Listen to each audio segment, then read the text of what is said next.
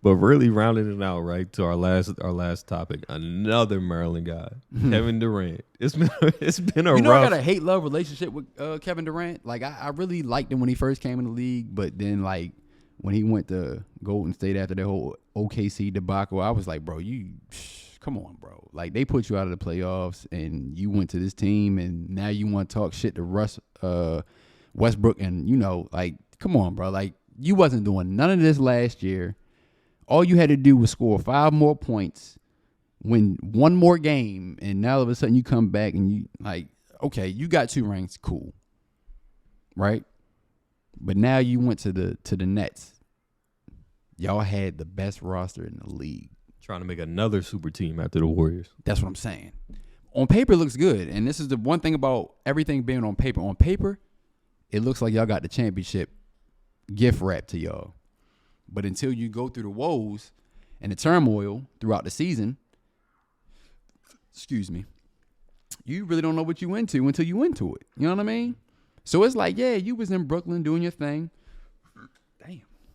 Coffee got me burping like that. Coffee is the caffeine. Yeah, that coffee and it's the ginger ale mix. It's the fizz. But I'm like, okay, you go to the Suns.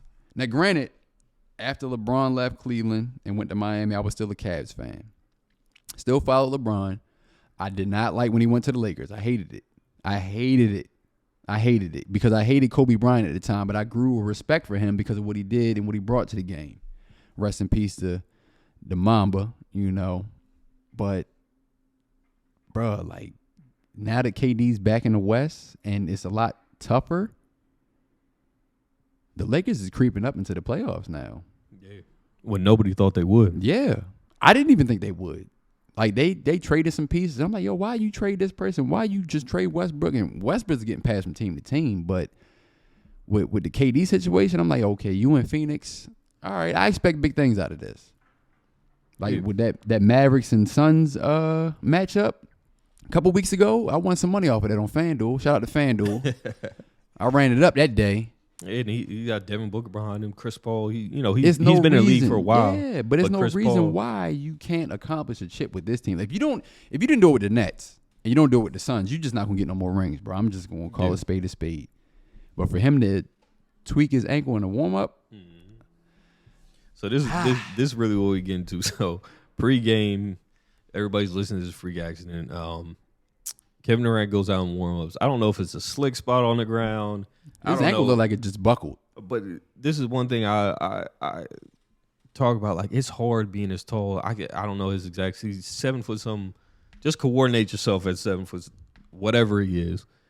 Can be a difficult task. But I'm like, Kevin Durant has become synonymous with injuries, and once you become synonymous with injuries, your value starts to plummet, especially when it's not in game. Mm-hmm. And we'll leave the article up on the screen for you, but he's going up for a layup in pre-games, and then he has a grade 2 high ankle sprain that the Suns feel like he's going to be out for the remainder of the regular season. I'm like, after all you've been through, like, for injury after injury after injury after injury, to be in warm-ups, you're not in the game, you're not going up for a dunk, you're not crossing somebody over, you turn your ankle and it looks bad. Like, when they zoomed in, did the slow-mo, it looks bad.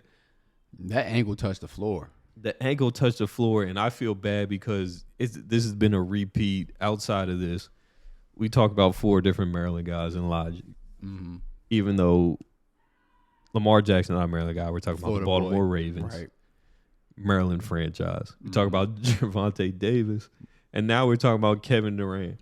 4 Maryland guys. I feel like, when can we get a break?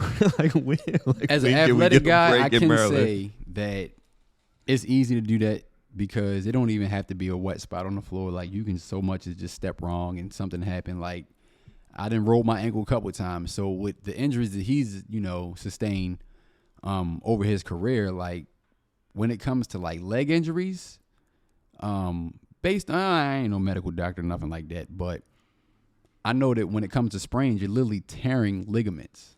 So when you tear something, it's repairing itself. That means it's not back at it, 110% or whatever it's supposed to be. Like, when I was playing basketball when we was down at UMES, I fractured a bone in my foot. Going up for a rebound, I just landed wrong. So the same way that he twisted his ankle, I jumped up in it, and you know, I had dumb bounce back in the day. Now you couldn't pay me to. He's not lying. I had dumb bounce. I used to be able to win. I ain't do no between the legs or nothing like that. I could give you a little 2-hand jam or 1-hand, 360, you know, nothing crazy, but like I had bounce. But me jumping in the air, grabbing a rebound, and I landed on my foot wrong, I fractured a bone in my foot. So I as an athletic guy, I understand how that shit happen. It just happens. It's freak accidents. You know what I mean? But saying all that to say, like, when you tear and fracture things, like, your bones are not as strong as what they used to be. So I could literally be walking in a pair of Crocs or something like that. My ankle probably give out. Crazy. You know what I mean? So it's just it's something as simple as that. Like, I don't know if you saw, but Jonathan Kuminga from the Golden State Warriors was in not even layup, warm-ups. Working out with the training staff, doing his little drills before the game. Did the same thing that Kevin Durant did. Same thing. Especially when you've been doing all your life. You've been literally working since a child. It happens.